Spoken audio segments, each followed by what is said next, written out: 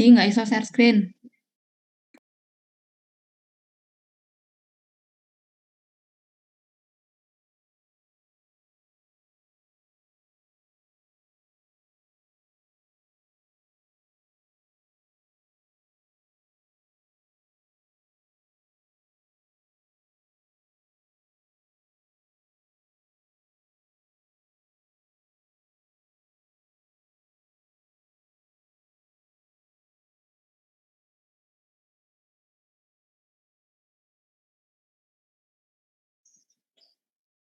Organ reproduksi wanita bagian luar.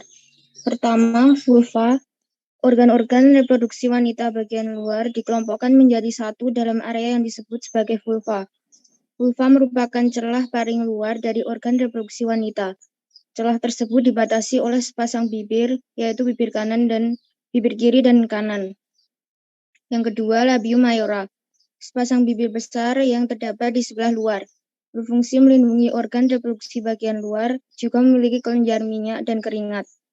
Yang ketiga, labium minora. Merupakan sepasang bibir kecil yang terdapat di sebelah dalam labium mayora.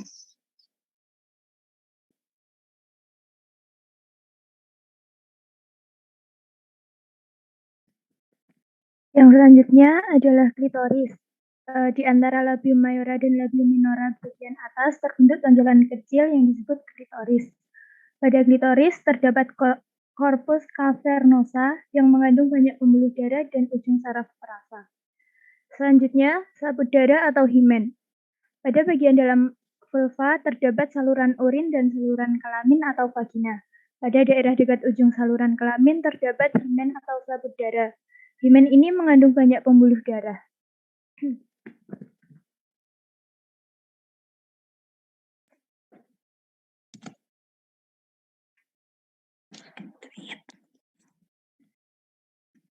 Yang kedua ada organ reproduksi bagian dalam wanita. Yang pertama ada vagina, jalan keluar bayi saat seorang wanita melahirkan secara normal.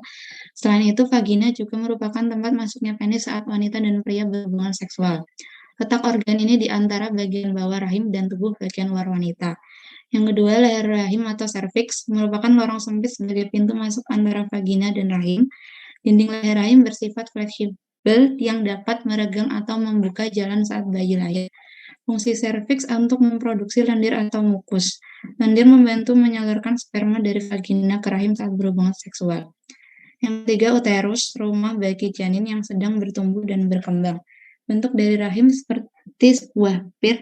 Letak rahim ada di bagian tengah rongga panggul dan di belakang kandung kemih depan rektum.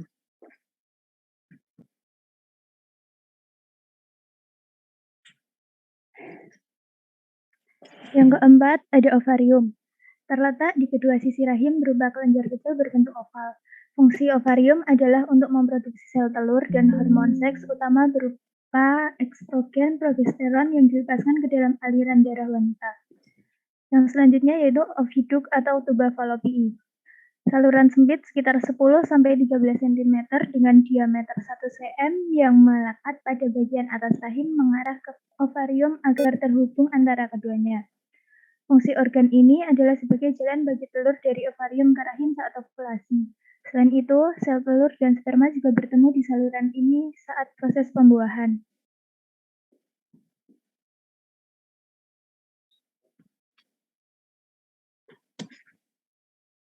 Mbak Aci Ayang, ada yang mau ditanyakan?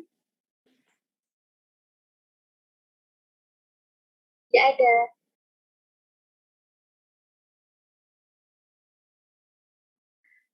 Kalau tidak ada, cukup dari kelompok kami. Untuk kurang lebihnya mohon maaf. Wassalamualaikum warahmatullahi wabarakatuh.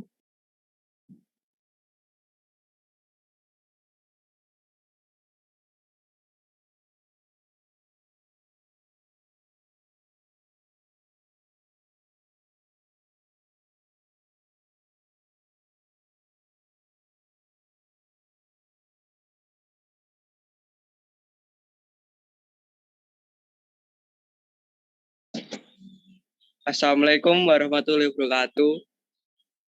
Kami dari kelompok 4 ingin mempresentasikan hasil kerja kami.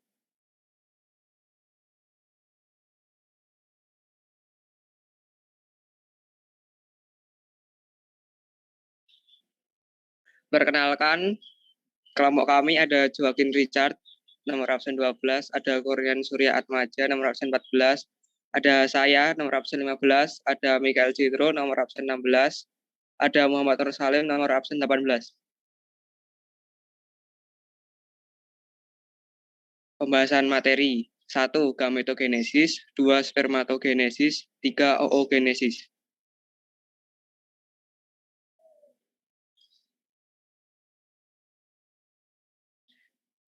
Gametogenesis. Gametogenesis adalah proses pembentukan dan perkembangan sel sperma dan sel telur agar bisa membentuk individu baru atau janin. Gametogenesis terdiri dari 2 jenis, yaitu spermatogenesis dan oogenesis.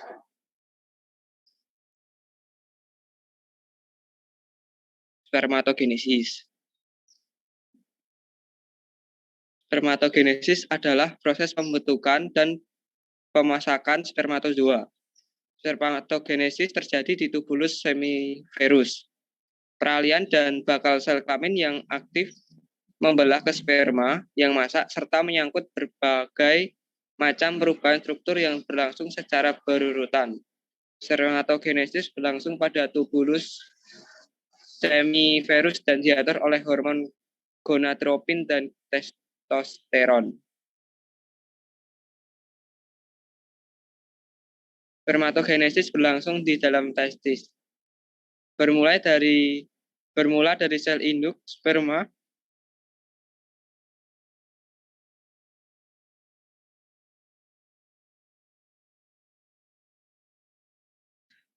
atau sperma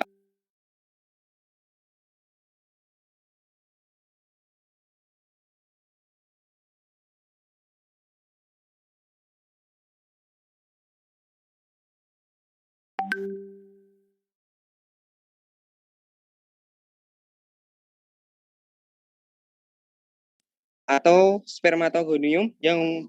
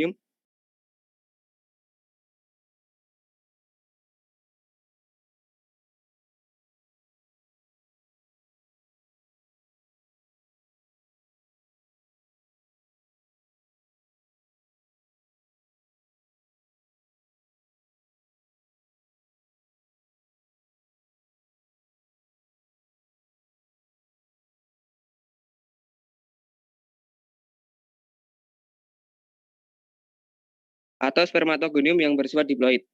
Spermatogonium membelah secara mitosis menghasilkan spermatosit primer. Selanjutnya, spermatosit primer membelah secara meiosis menghasilkan spermatosit sekunder yang haploid. Spermatosit sekunder membelah menghasilkan spermatid, yaitu calon spermatozoa yang belum mempunyai ekor. Spermatid berkembang menjadi spermatozoa yang telah dilengkapi ekor di dalam epididymis. 3. Oogenesis.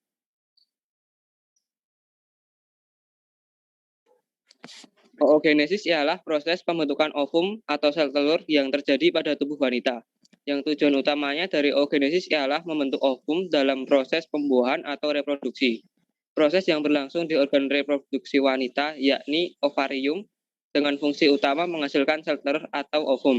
Pada prosesnya menghasilkan satu ovum fungsional. Oogonia yang memiliki 46 kromosom atau bersifat diploid mengalami pembelahan mitosis dan menghasilkan oosit primer. Oosit primer akan melanjutkan pembelahan ke meiosis 1 dan menghasilkan 2 sel yang ukurannya berbeda.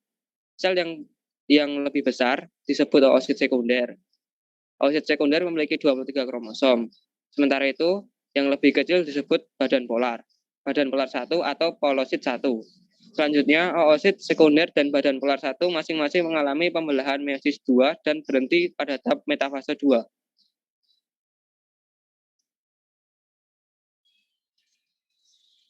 Pembelahan meiosis 2, oosit sekunder menghasilkan ootit dan 1 badan polar 2. Sedangkan badan polar 1 akan menghasilkan 2 badan polar 2. Ootit akan berdiferensiasi menjadi ovum yang fungsional dan badan polar yang menempel pada ovum akan mengalami degenerasi.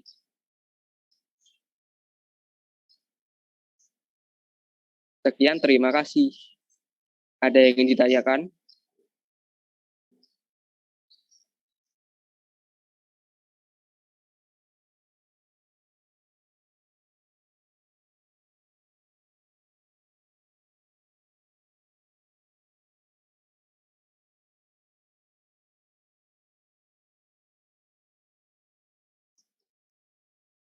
Jika tidak ada pertanyaan, kurang lebihnya mohon maaf. Wassalamualaikum warahmatullahi wabarakatuh.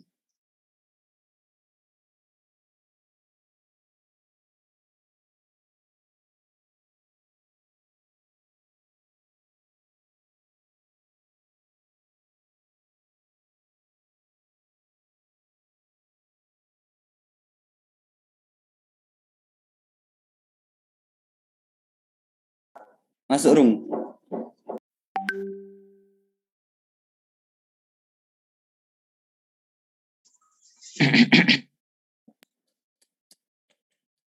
Mulai sekawal ya, Dan. Cara di full screen gak sih? Cara itu diganti bareng. F5 iki. Orang sulit. F5 gunaku nambah kecerahan. Lo. Yes. Moga Mas Rizky. Assalamualaikum warahmatullahi wabarakatuh. Kami dari kelompok berapa, Dan? Kami dari kelompok 6 karena mempresentasikan hasil diskusi kami tentang sistem reproduksi. Anggota dari kelompok 6 yaitu yang pertama Linto Raffi Ridho Pratama nomor absen 4, yang kedua Daniel El Ghifari nomor absen 6, yang ketiga Gozi Haidar Abdurrahim nomor absen 9, nomor 4 Muhammad Rizky Rahmadani nomor absen 19, nomor 5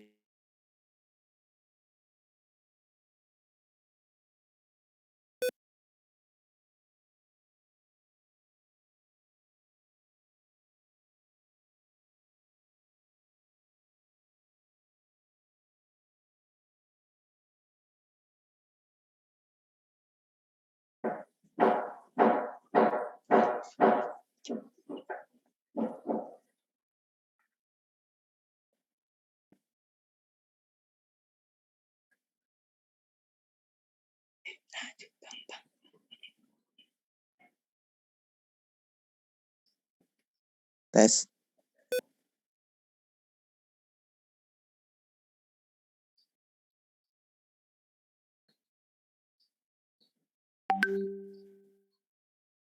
lanjutan. Ngelek. Ya Allah. Cara nih.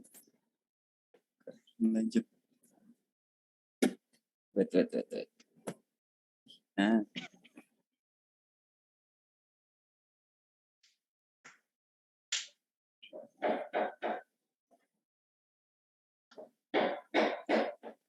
Apa itu reproduksi? Semua organisme memiliki rentang hidup yang terbatas. Karena itu, untuk mempertahankan kelangsungan hidup, diperlukan generasi penerus. Proses biologis ketika organisme menghasilkan individu baru dari jenis mereka sendiri disebut dengan reproduksi. Tiap jenis organisme memiliki sistem reproduksi yang berbeda-beda.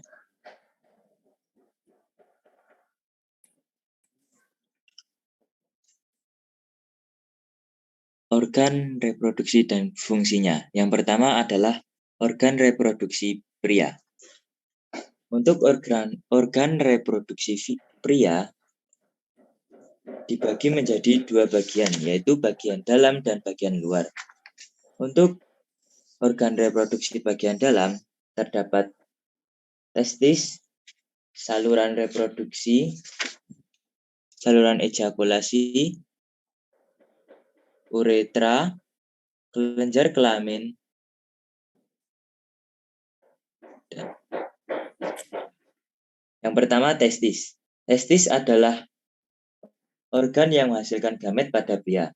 Testis berjumlah sepasang, bentuknya bulat telur, berada di dalam kantong yang disebut skrotum. Di dalam testis terdapat sel-sel tubuh yang mampu menghasilkan sel-sel sperma dan hormon kelamin pria yang disebut testosteron. Di dalam testis banyak terdapat pembuluh halus disebut tubulus seminiferus. Yang kedua, saluran reproduksi kelamin pria. Sperma dihasilkan oleh testis akan keluar melalui saluran kelamin yang terdiri atas berikut. A. Epididymis adalah saluran yang keluar dari testis. Saluran ini panjang dan berkelok-kelok di dalam skrotum. Di dalam epididymis, sperma disimpan untuk sementara waktu. Dan disinilah sperma menjadi matang, berekor, dan dapat bergerak menuju saluran berikutnya, yaitu vas deferens. Vas deferens merupakan saluran lanjutan dari epididymis. Fungsi vas deferens adalah untuk jalannya atau mengangkut sperma dari epididymis menuju ke kantong sperma atau vesikula seminalis. Saluran ejakulasi merupakan saluran pendek yang menghubungkan kantong semen dengan uretra. Saluran ini mempunyai keistimewaan, yaitu mampu menyemprotkan sperma tinggi masuk ke uretra dan selanjutnya mengalirkannya keluar. Yang keempat, uretra merupakan saluran yang terdapat di dalam penis. Uretra merupakan saluran akhir dari saluran reproduksi. Saluran ini mempunyai dua fungsi, yaitu sebagai alat pengeluaran, yaitu saluran untuk membuang urin keluar tubuh, serta sebagai saluran kelamin, yaitu sebagai saluran semen dari kantong mani. Kelenjar-kelenjar kelamin. Di samping testis dan saluran kelamin, alat kelamin manusia juga dilengkapi kelenjar-kelenjar kelamin. Kelenjar ini bertugas memproduksi getah-getah kelamin. Kelenjar tersebut terdiri atas A. Vesikula seminalis, sering disebut sebagai kantong mani atau kantong semen. Jumlahnya sepasang, tetapi terikat menjadi satu kantong. Dinding vesikula seminalis dapat menghasilkan getah berwarna kekuningan yang banyak mengandung zat makanan. Cairan inilah yang mencukupi kebutuhan makanan bagi sel-sel sperma. B. Kelenjar prostat. Kelenjar ini menghasilkan getah yang dialirkan ke saluran sperma. C. Kelenjar bulburetra atau Cowper menghasilkan getah berupa lendir yang dialirkan ke uretra. Sperma yang dihasilkan oleh testis telah bercampur dengan getah-getah dari kelenjar kelamin akan membentuk suatu komponen yang disebut semen. Pada saat terjadi perkawinan atau kopulasi, semen inilah yang dipancarkan keluar melalui uretra. Alat kelamin pria bagian luar. Alat kelamin luar pria terdiri atas penis dan skrotum. Penis merupakan alat kelamin luar yang penting untuk kopulasi atau persetubuhan.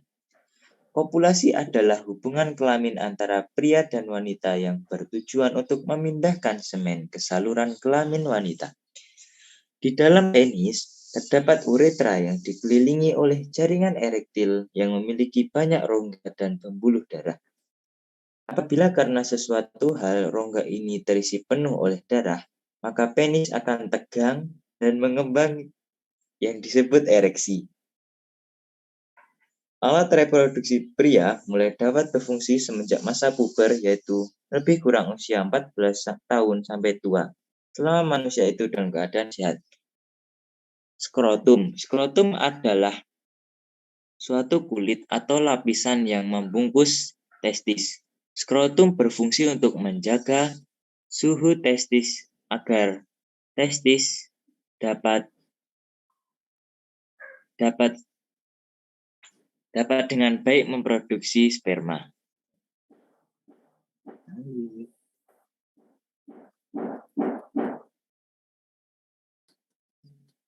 Wes sorry. Lanjut, Mas. Wis. Tak ngapusi.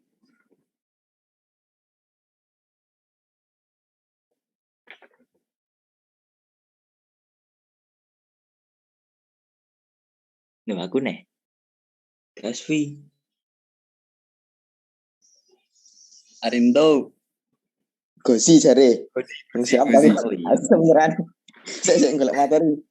Piye. Aku saiki. Heeh. Oke, sik.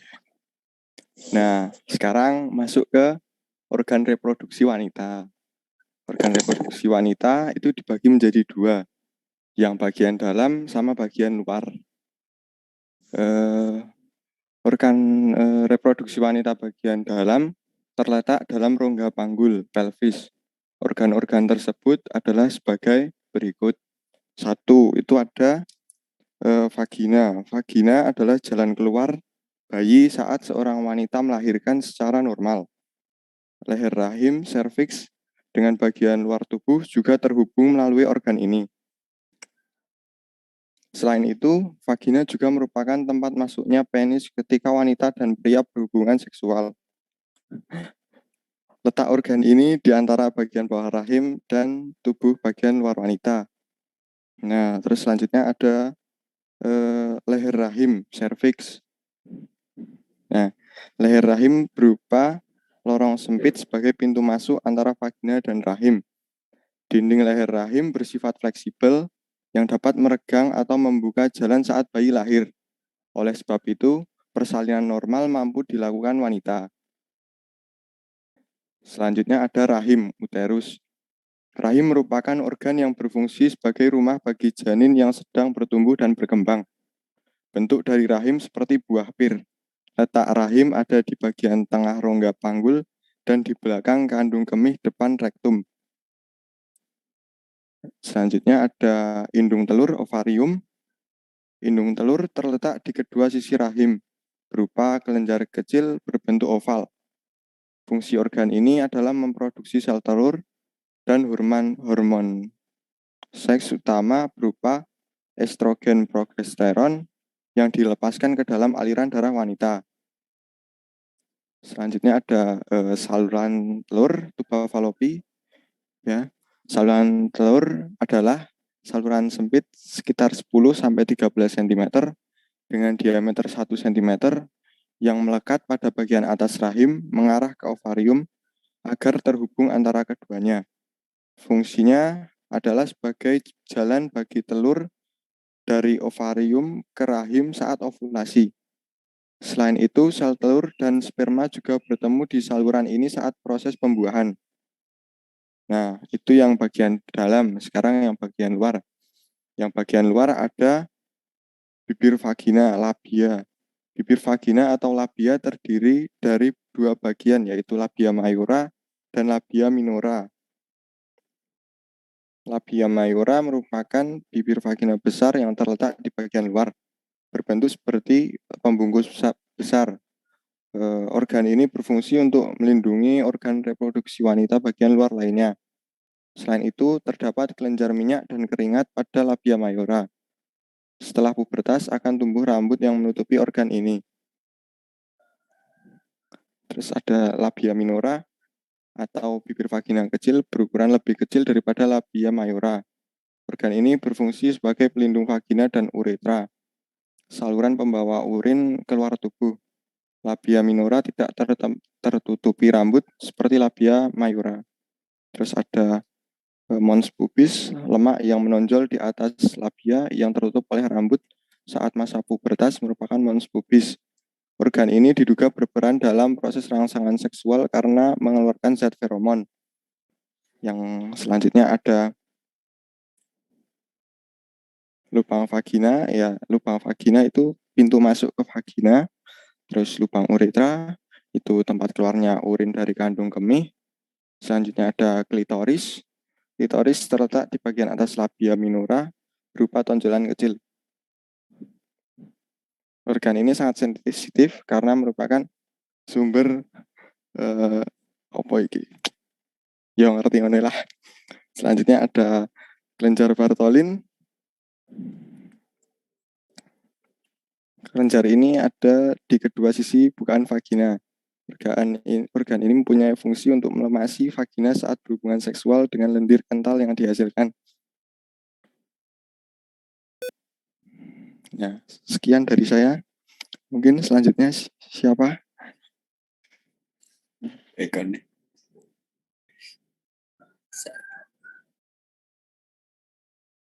Next. Ya, teman-teman, seperti itu tadi ya pemaparan presentasi dari kelompok kami. Ada kekurangan dan kelebihan dalam kami menyampaikan. Kami mohon maaf sebesar-besarnya. Wassalamualaikum warahmatullahi wabarakatuh. Waalaikumsalam warahmatullahi BTW ini adalah foto seorang dokter ya, teman-teman. Wis.